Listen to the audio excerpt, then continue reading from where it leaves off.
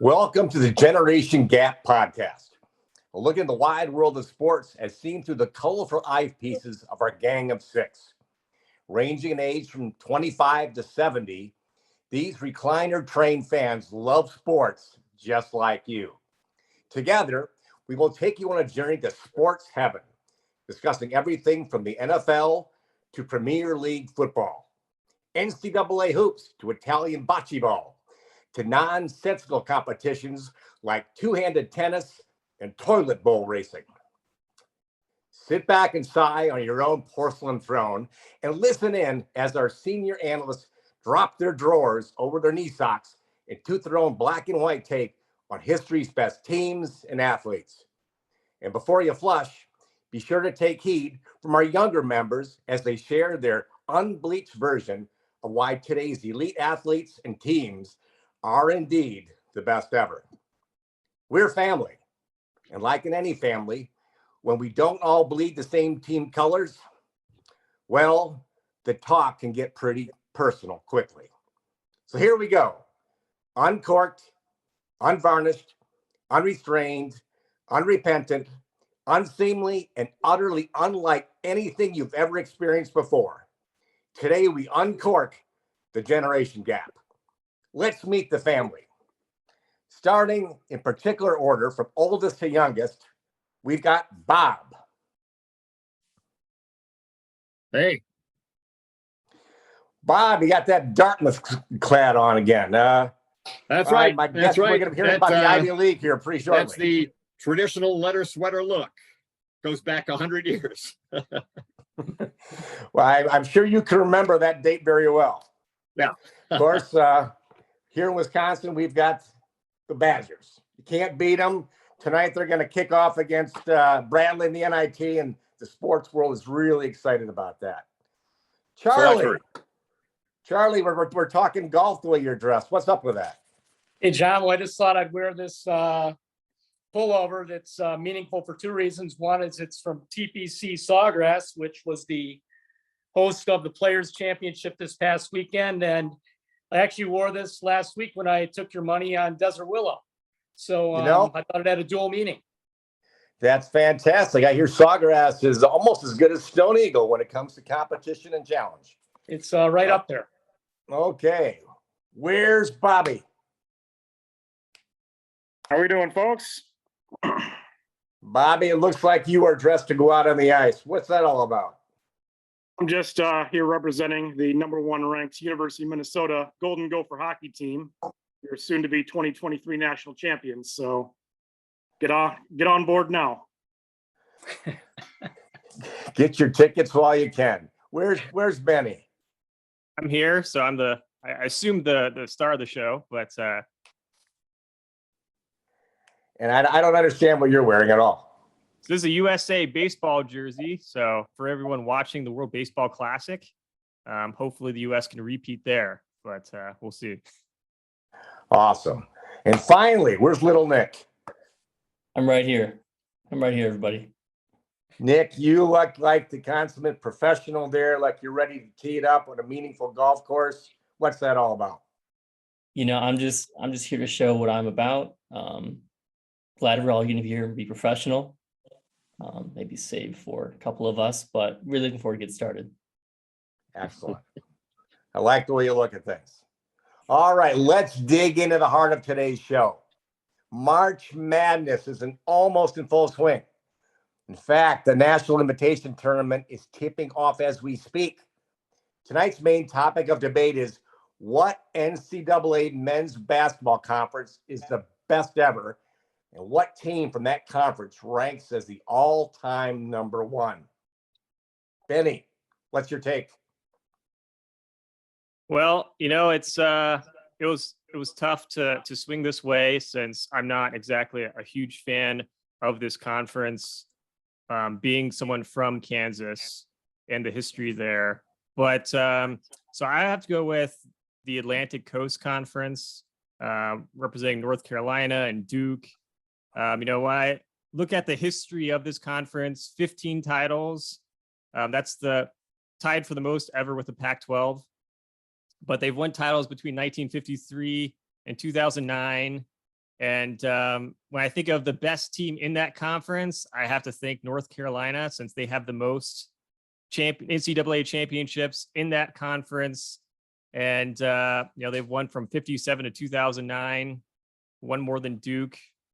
The other thing I think that's important to point out about this conference is that the number of teams that have won it, some here may have wrongly chosen the Pac-12, but of course UCLA won 11 of those championships in the Pac-12. So not really, when I think of conference, I'm thinking a bunch of teams that are very competitive and dominant. North Carolina and Duke's a hard group to match up with any conference. So that's my take for now. How about you, Bob? Well, it stands to reason that Benny, with his very short personal history, would lack full perspective on this. The Pac-12, or in its original iteration, the Pac-8, when it was really, really relevant. If you look at the total body of work, that is the best conference, and UCLA is the best champion. UCLA did, in fact, run off most of those championships in the period between 63 and 73. But those were unbelievably dominant teams. There were several undefeated seasons rolled in there. You had an 88-game winning streak in the early 70s. You had all-time greats like Kareem Abdul-Jabbar, then playing as Lou Alcindor and Bill Walton and lots of other folks. You had to be around then to appreciate just how formidable, just how dominant UCLA really was. There's been nothing like it for a long time. We can talk about, what conditions may have helped to make that possible, but there's no doubting UCLA's dominance. Now, one other thing that should be noted here, we didn't actually specify men's basketball. UConn would probably represent something comparable in the world of women's college basketball, although I think their conference affiliations have shifted from time to time, so it's much harder to judge conferences on that side of the bracket. Nick, what do you think? Well, I guess I'm going to do a different one from both those two. I looked at this in terms of kind of the greatest moments of college basketball, and the essence of what college basketball is. I would say a bit of a has-been conference, but the highs were, I think, among the highest in sport, and that is the Big East. Just a few names to throw out there. Patrick Ewing of Georgetown, obviously a memorable player, not to be forgotten as a coach as well. Played in that iconic 1985, let's say Villanova Georgetown matchup. Jim Boeheim, recently retired, coached since it's like 1969. They cut him off before he get to 50 years coaching, but also incredibly impressive. And that's a few moments. The 2009 Big East tournament quarterfinal that went 6 overtimes, in case you guys forgot. And then the 2011 Big East tournament, that was a memorable Kemba Walker year. Hit a step back over Pitt to secure the title. And then another thing about that 2011 NCAA tournament, Big East sent 11 teams to the tournament. At the end of the year, there were 9 Big East teams in the AP top 25. Something to think about. Big East. Nick, was that a Big East block party in the Final Four that year? I don't recall, but let's go with that. I think you're spot on. You look at Chris Mullins at St. John's. You look at Eddie Pinckney at Villanova. PJ Carlissimos, coaches Seton Hall. They had fantastic teams. I have to believe for at least for one or 2 years, a short golden period, the Big East was the best, and probably Georgetown was the king of the conference. Charlie, what's your take? Well, in this case, I think I've got to agree with Ben. To me, college basketball is all about March Madness. And just about every way I sliced it, the ACC came out on top. If you look at the greatest number of NCAA tournament appearances, the ACC was first. Winning percent in the big dance, ACC was on top. Tied for the highest number of championships, which with the Pac-12, or as Bob pointed out, used to be the Pac-8. But those were back in the Bill Walton and Lou Alcindor days. That's an awfully long time ago. You got to discount that a little bit. Final Four appearances, again, ACC is on top. And then if I gave a little bit of a nod to more recent years, if I looked at the last 8 years, even then, ACC's got the most teams making the Final Four in the last 8 years with 7. Big 10, SEC, and Big 12 all tied for second with 5 appearances. And the ACC in the last 8 years has got 3 championships, tied with the Big East. But in the case of the ACC, it's 3 different teams: Duke, North Carolina, and Virginia. So I think, statistically, whether you look over the entire history of NCAA basketball or more recently, the ACC just seems to come out on top. And in terms of best team, I know North Carolina has won more championships with 6 than Duke has. Okay, and in terms of national championships, but in my mind, there's a little bit of a cloud over North Carolina. I think there's maybe a little shady stuff going on there with what was going on in the classroom. So I gave the nod to Duke and Coach K as being the best team from the best conference. Bobby, I have not heard a single vote for the Big 12 in Kansas. Are you going to change that? Well, I grew up a Big 12 guy, being from Kansas. I am now a Big 10 guy, being a University of Minnesota alum. But it's really hard to make a strong argument for either. I mean, the Big 12, you're looking at Kansas, and that's it. Baylor has a title, but other than that, it's all KU. The Big 10 has a little bit more representation, but still, it's not in the same stratosphere as the ACC and the Pac-12. So, Pac-12, I was thinking about hard as far as having them be the group, but at the end of the day, it's mostly just UCLA. They've been to 18 Final Fours. They are the majority of that conference's accomplishments. The Big East, I thought about too. They've had a real run of dominance, and they've only been around since the late 70s, and they've won multiple titles from multiple teams. Ultimately, though, I'm going to have to agree with Ben and Charlie on this one. The ACC, 15 national champions. As you guys have mentioned, the conference has won 15 titles. 5 different teams have won a title from within that conference. So it's not just one school. You got North Carolina doing it, Duke doing it, Virginia's, been here and there.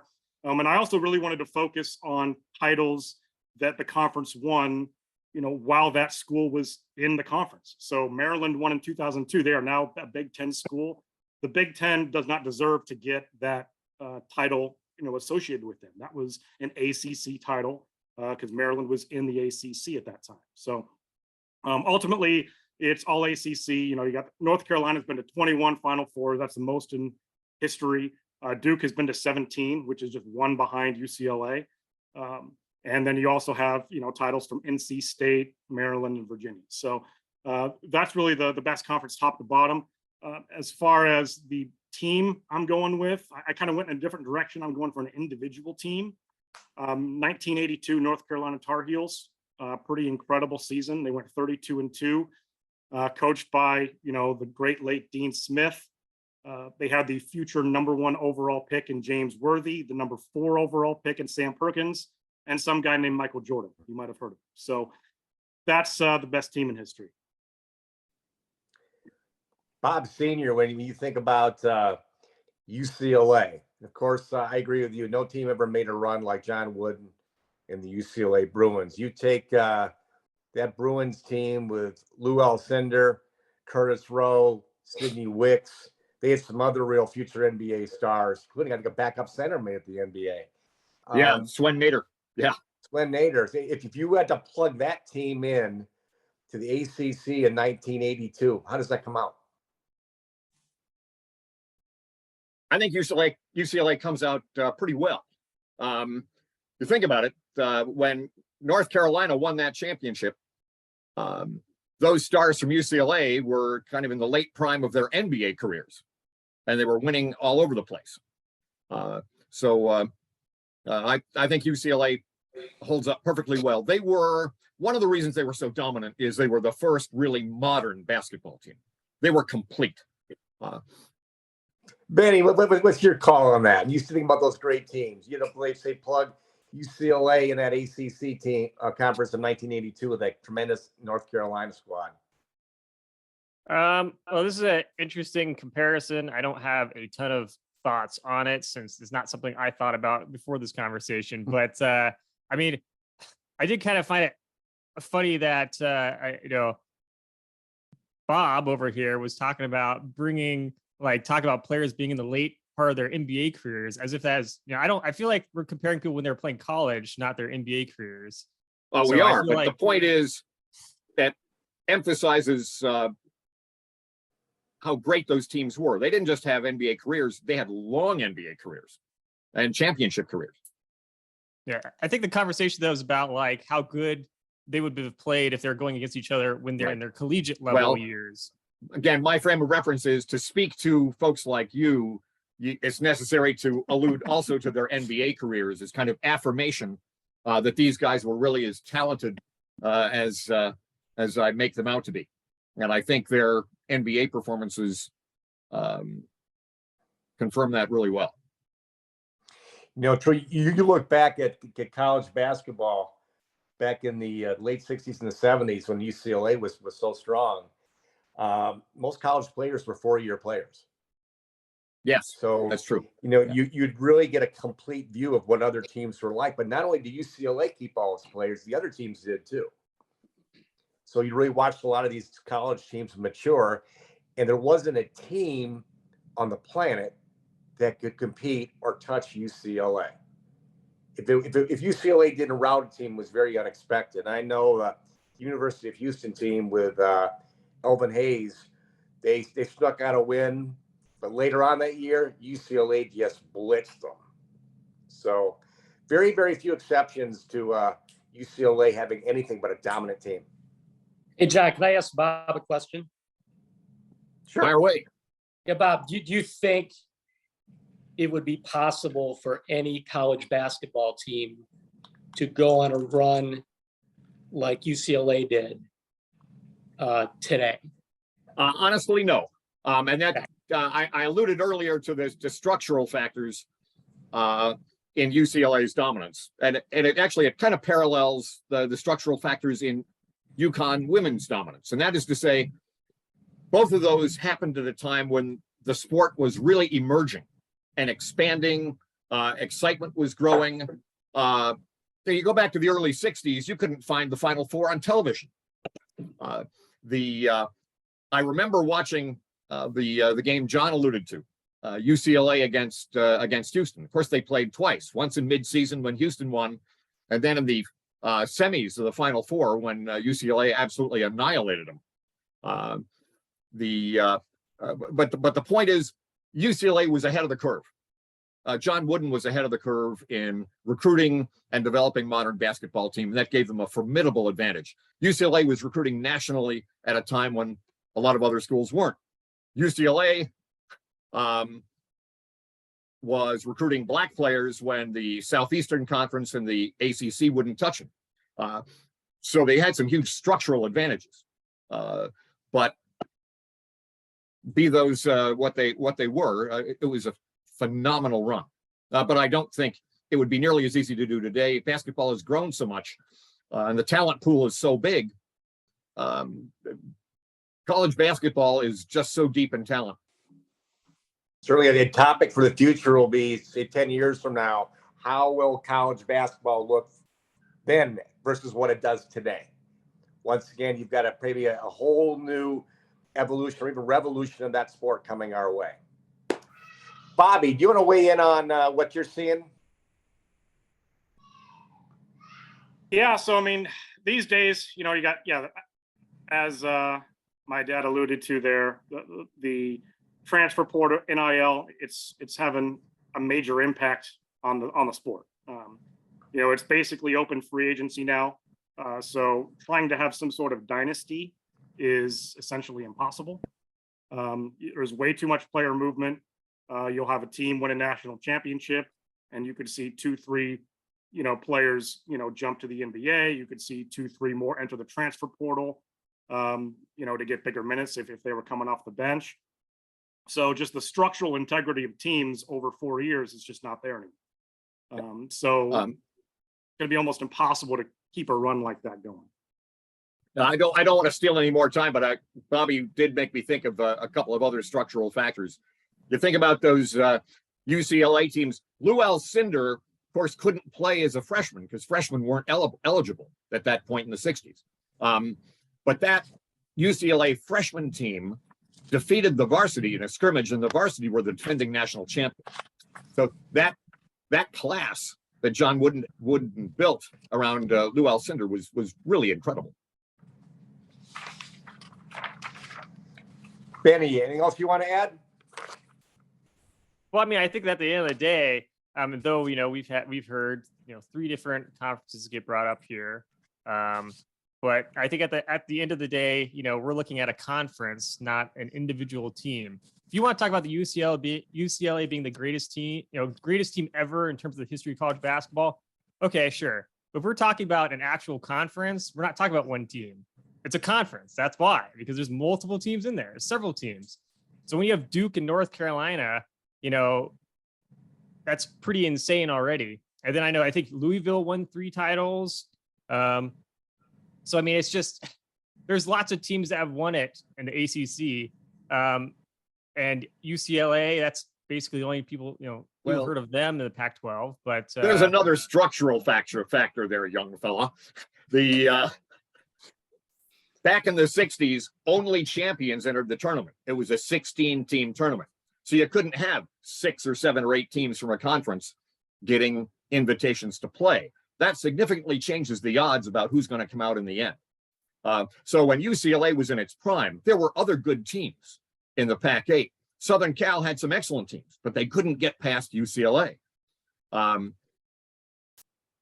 was a year when North Carolina won, and Maryland had a great team with Tom McMillan, about whom you know quite a bit. Maryland doesn't go to the tournament, even though they were probably the second best team in the country. Well, I would have to just counter with that you're talking about the dinosaur days over there, and UCLA still exists as a college basketball team as well as all the other teams in the Pac-12. They've had plenty of chances to make the tournament in this expanded format, yet they haven't. Who has? North Carolina, Duke, and lots of teams in the ACC. So if you want to talk about one period of history, that's fine. You can do that all day long. But we're talking about the entire history of college basketball here. 1953 to 2009, the ACC has been winning championships. Last time the Pac-12 won was 1997. So I rest my case. Benny, I've heard a lot about North Carolina in the last half hour. Can you tell me who they play in the tournament this year? Let's see. North Carolina's got in my bracket. You're gonna have to look pretty hard. It'll take 5 seconds. Okay. While you're trying to sort that out, my dad does make a good point about the fact that only one team, was advancing to the tournament for a conference. So if you had a conference that had some dominance, 2-3 teams that are highly ranked, only one of them is going to have a chance to make the Final Four. So looking at those total Final Four numbers, they might be a little bit skewed if you're looking historically, because some of those formative years, only one team even had a chance. Okay, Nick, you get the final take on this one. Final take on this one, boy. Yeah, I've heard a lot of great opinions. I think kind of touching on the structural change of college basketball, just how different things are with the transfer portal, different leagues. If you look at the NBA draft, the first round this year, only half those players are playing college basketball. So comparing, today, 2000s to, the 60s when UCLA was dominant, whichever side you're on, we're talking about really different sports between then and now. Not all the best talent is concentrated in college basketball anymore. Good Yeah, point. I wonder what type of team would have thrived back then if the 3-point shot existed, if that would have Another good question. Yeah, Maybe a topic for another day. absolutely. We got a lot of great ammunition for topics going forward. Yeah, Jerry West couldn't shoot 3-pointers back in his day. No, nor could Gail Goodrich. That's right. All right, That's so right. yeah. So hey, it's time to switch topics. Let's move on to the Tell Me in 2 segment. Okay, Charlie, 2 minutes. What are you consuming from that glass?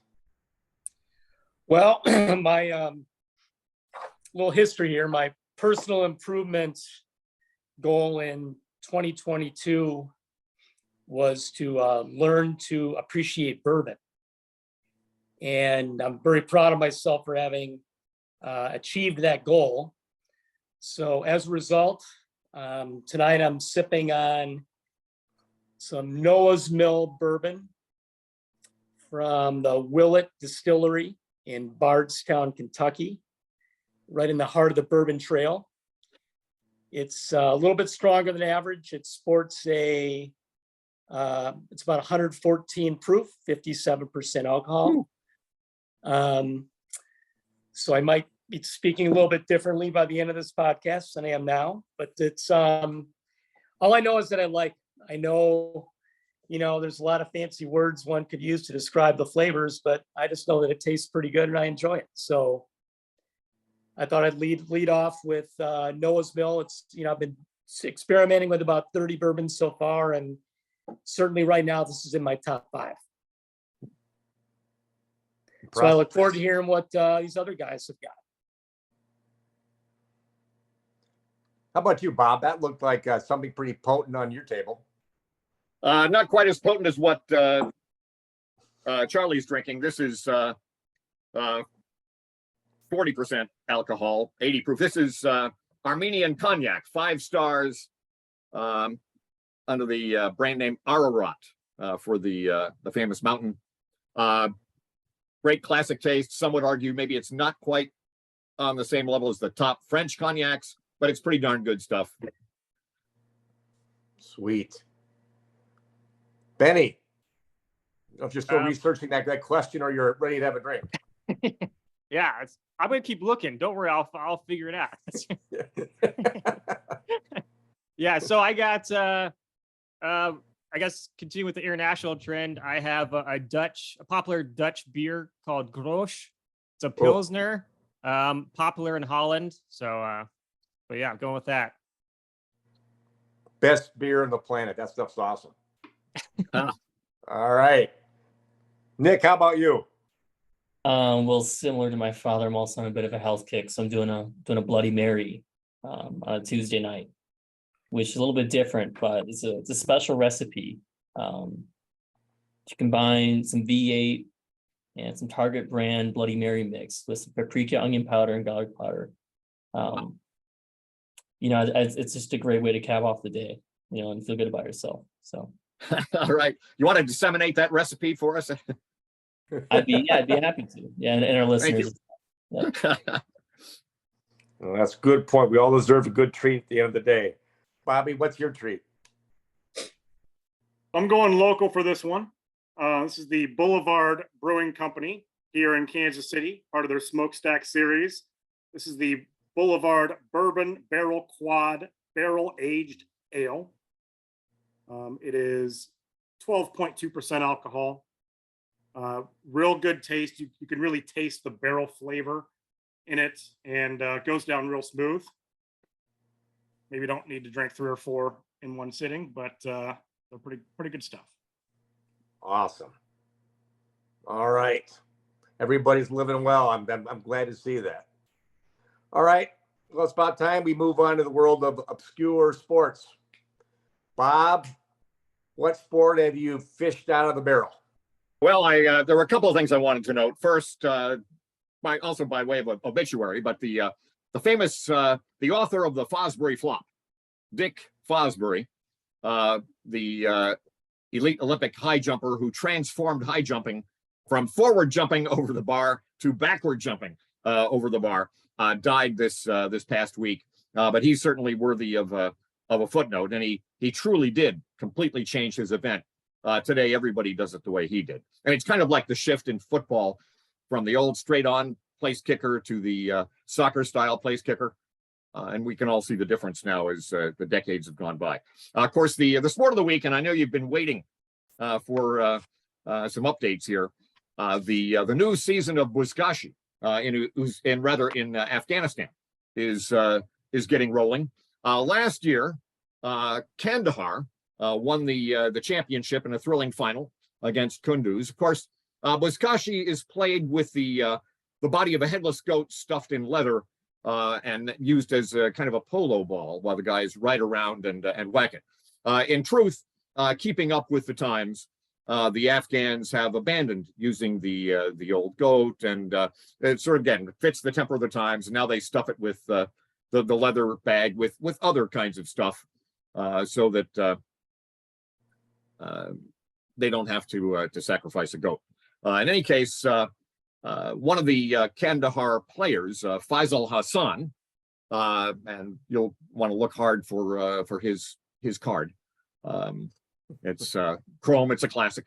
But in any case, when asked what his formula was for the championship last year, he said it was about good team management, hard work, and prayer. Anyway, we'll see if they can turn that into back-to-back as the new Buzkashi season is just underway in Afghanistan. Gee, So you can we think a watch guy that on like Peacock or Paramount Plus or what? you think a guy like Patrick Mahomes would excel at a sport like that? Can he ride a horse? I would figure your best candidates from the American athletic world would be rodeo riders, because they can take abuse, they can stay on a horse, and there are basically no rules in Buzkashi. You can, unhorse your rivals in all kinds of ways, and they, people just kind of hope they don't get trampled or anything. So it's a rough and tumble sport. The fans love it. Huh. So probably not a sport for guys like Yao Ming. You probably need a little bit more close to the earth to play that one. Probably not. Yep. Cool. Charlie, it's busy in Vegas right now. One of the busiest weeks of the year. Money is pouring in over Final Fours and projections. They're betting on everything from total points in the game to points in the first half to total fouls, point spreads, the works. You want to lead us through predictions? Yeah, so I think we're all going to focus on really to the benefit of our listeners and helping them make money, because we know that's why a lot of them are interested in what we have to say. So I'm going to provide 4 of my recommendations against the spread in the first round, as well as a Cinderella that I think is going to make it through this first weekend. So 4 bets I would look to make. First of all, I would take Auburn, a 9 seed. They're given 1 point against number 8 seed Iowa. From what I've seen of Iowa, they choke and they've got a crazy coach. I don't think that's a good formula for tournament play. Next, I like number 10 seed Penn State, who's getting 3.5 points against number 7 Texas A&M. Penn State finished the season strong, made a nice run in the Big Ten tournament, took Purdue down to the wire. They have a great guard in Jalen Pickett, who's a little unconventional, can really back guys down in the post. I like number 7 Northwestern, giving a 1.5 to number 10 Boise State. Northwestern's got a couple really strong veteran guards at Boo Buie and Chase Outidge. And I think they're, Northwestern had a hell of a year. They were the number 2 seed in the Big Ten tournament. And I think they've got a nice chance to add to a fairly sparse history of Northwestern basketball. And finally, against the spread, I like number 2 seed Marquette, getting 11 points to number 15 Vermont. I just think Marquette's got a real take no prisoners type attitude. Shaka Smart likes to use the word violent to describe their defensive approach. And although they're given 11, I think they're the type of team that could could win by 30. Finally, if I were looking for a team, a Cinderella to make it out of the first weekend, I'd like Kent State, 13 seed. They're playing against number 4 Indiana, number 4 seed Indiana, and Indiana's pretty inconsistent, so I think they're vulnerable. And Kent State, they've got, part of a formula that often works for Cinderellas, and that they have a really strong senior guard with a great name, by the way, Sincere Carey. And his last 5 games, he scored 23, 35, 18, 21, and 26. So that guy's on a roll, and I think he could carry him through the weekend. So I'd be curious to hear what you other guys have to say. It's one thing I want to point out. I think it's an oft misguided approach to picks in the tournament. We're talking about tournament Cinderellas, conference tournament Cinderellas, that is. Last year we saw with Iowa. I think they charged the Big Ten, got knocked out in the first round. A good value pick is to bet against those picks. So any of those Penn State lovers, I might be cautious if I were you. What else do you think, Nick? Any other predictions? I don't see Kansas making it too far this year. That's one. Outside of that, I'll leave it to you guys. I don't think I've got anything too crazy on my board. Okay. Benny, how about you? Well, I don't want to jump the gun here, but I think I probably have the perfect bracket. And I would assume that all these picks are going to be correct. But anyway, so I have. How far do you have North Carolina going in your perfect bracket? Yeah. All right. That's very, very funny. Just because North Carolina, you know what? They don't need to be at the NIT, by the way. They decide not to because, why bother? So that's okay. Why lose there too? Anyway, we got number 8 Maryland over number 9 West Virginia. I got Iowa over Auburn, Drake over Miami, and Penn State over Texas A&M. So those are my picks against the spread.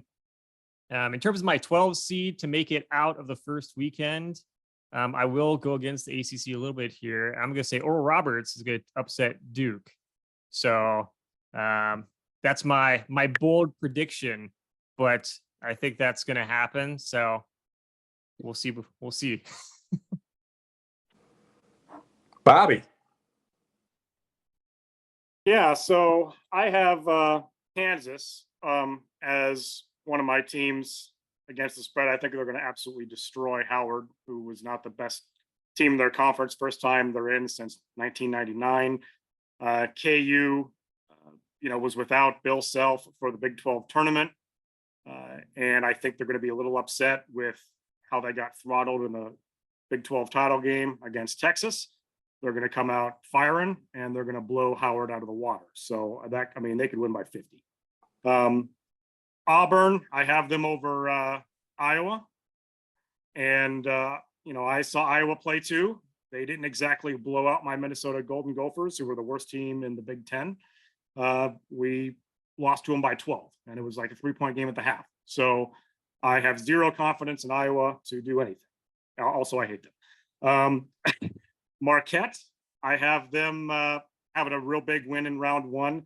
They have one of the best guards in the country, Tyler Kolek, 7.7 assists per game, second best in the country. And they're a great defensive team. They can really slow down the pace on the defensive side of the ball, but they can really speed things up on offense. So they can really play any style that you want. So I have Marquette making a big run. And I have Memphis over FAU.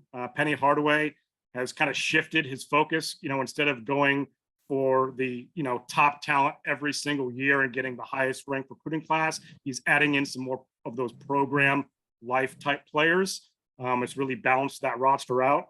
So I see Memphis handling Florida Atlantic handily and going on a decent run themselves. My Cinderella team, I have Virginia Commonwealth getting out of the weekend. Their first game is against St. Mary's. I watched St. Mary's play Gonzaga in their title game there, and they got blown away. And this is not the best Gonzaga team we've seen over the last number of years. So I have Virginia Commonwealth taking that one pretty handily. And the team that they would be playing in that next round, you know, looking at my bracket here, it would be the winner of the UConn-Iona game. And that could be a tough one for UConn. You got Rick Pitino there coaching Iona. They're looking real dangerous. It wouldn't surprise me at all if Iona wins that game. And then all of a sudden you got a 12-13 matchup in the second round. So VCU is my team to make it out of the first weekend. All right. And Bob, what do you think? This has been very interesting. In terms of teams that I think are going to beat the spread, I would echo what Bobby said about Kansas. I think typically this has been the perfect setup for a Kansas run is to get beat in the championship game in the Big 12 tournament. They win the regular season almost every year and lose in the tournament most years. And I think that will give KU the proper psychological edge to really go after Howard, which, as Bobby also noted, was not the logical team to emerge from their conference. Sticking local for a moment, I think Kansas State finished the season looking pretty scrappy. I think they could make some trouble, particularly where the spread is concerned. I think Alabama will do against the spread, do well. I'm with Charlie, and with apologies to Nick about Penn State. I think Penn State finished looking really good, and I think they're legitimate. That wasn't just a late season run by a team that got hot. I think they've got some players. In terms of lower seeded teams that might make it out of the first weekend, I think we've already heard some of the logical picks. If Princeton could somehow get by Arizona, things could set up well for them in the rest of the bracket, because if you look at the way that bracket shakes out, they could be getting a lot of help. I like Providence. I like Boise State. And I agree with Bobby about Iona. Good team. They won their conference. They're going to be trouble. And one thing I will say about Benny's pick, Oral Roberts, they went undefeated in the Summit. So they have not lost a game in a long time. So look out for them. Okay. Real quick, I've got Auburn over Iowa for all the aforementioned reasons. Iowa, not a consistent team, not a good NCAA team. They've got a coach who's got a pretty fragile temperament. I've got Northwestern, I've got Marquette, and I've got Kansas. Do a big job. I think the Kansas is going to advance for a couple weekends. Look like a good team right now. All right. So outside of the NCAA, there's a lot of other sports going on, a lot of exciting tournaments coming up. What else have you guys seen out there that you think we ought to take interest in? Well, nobody will notice, but the NCAA skiing championships were held last weekend, hosted by St. Lawrence University, upstate New York. Utah is the national champion this year. The usual suspects were at the top of the leaderboard. It was, of course, Utah and Colorado, then followed typically by a couple of Eastern schools, Vermont, Dartmouth. But Utah's your champ this year. Also want to note that in the English Premier League this year, Nottingham Forest, give them their due, Nottingham Forest has made its return to English Premier League play after a couple of decades off the leaderboard. Special note about the World Baseball Classic. It came up earlier, but we can drill down just a little bit further, because I think there's something that might be historically significant shaping up. Americans in general take little notice of world championships in, basketball, for example, or hockey or whatnot. We're focused on our professional leagues, which are head and shoulders above the peers. What's happened in baseball is that there are so many Latin American players and players from Asia now in the major leagues that things are leveling off fast. And in a championship tournament like this, United States may be 5 times as deep in quality players, but you can still only put 9 guys on the field. And the guys that Dominican Republic or Japan or Cuba or Venezuela and there are several others. The teams that they can put on the field are formidable. And you look at those lineups, they're just as scary as the American lineup. So it's no wonder that the U.S. is not a runaway favorite to win this. So my point is then that this international tournament could really get some traction because it's truly competitive, and because a lot of the other countries are getting really passionate about it. If you watched Mexico tear the United States apart beginning of the week, you kind of get the feeling. And a lot of the Latin American countries and in Japan, Taiwan, so on, this is a huge deal, and they are rabid baseball fans. Bob, of course, so much of international sports in terms of interest, United States depends on TV coverage. What kind of TV coverage is this going to get? Well, it's been on, but I've been watching it on, what is it, Fox Sports, Bobby? Yeah, so the games are on Fox Sports 1, Fox Sports 2 has been pretty much all of it. There were a few games on Tubi, which I guess is a streaming network. I know it exists, but I don't know a lot about it. But yeah, mostly it's been FS1, FS2, so it is getting national, coverage.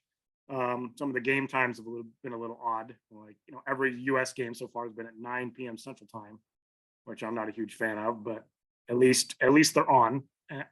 But yeah, it's been a fun tournament, and as my dad said, it's the passion from the Latin American teams, fans is palpable, and Japan is looking scary. They're 4-0. They have Shohei Ohtani, who you've probably heard of by now. Could be the second coming of Babe Ruth. He's hitting 500 already. Is pitched a game as well, and had 4 scoreless innings in the win. So Japan is looking like the favorite at the moment. All right. Charlie, Nick, anything you guys see on the radar of particular interest? Well, in the golf world, we're 3 weeks away from the Masters, which is always the year's opening major, one of the major highlights of the season. And one of the things that will make it especially interesting this year is, I think, the showdown between some of the top players on the PGA Tour with some of the guys who left the PGA Tour to play on the LIV Tour. So I think it's just going to add a little bit of spice and drama that the normally exciting but also staid Masters doesn't typically have. So I'm looking forward to that. I agree. I've got Scotty Scheffler by 6 over the entire LIV field. I hope you're right. Does Benny, Tiger make it to the weekend, do you think, Charlie? Does Tiger make it to the weekend? Boy, that should be one of our predictions. I like it. I'm going to say yes. He manages his game so well, and he knows that course so well. I think he makes it. that would be very, very interesting. Bobby, you got that hockey jersey on. Won't be long till we're talking playoffs. What's new in the world of hockey? Yeah, lots of fun things happening. I'll start off quickly with the National Hockey League. The Boston Bruins are having a historic season.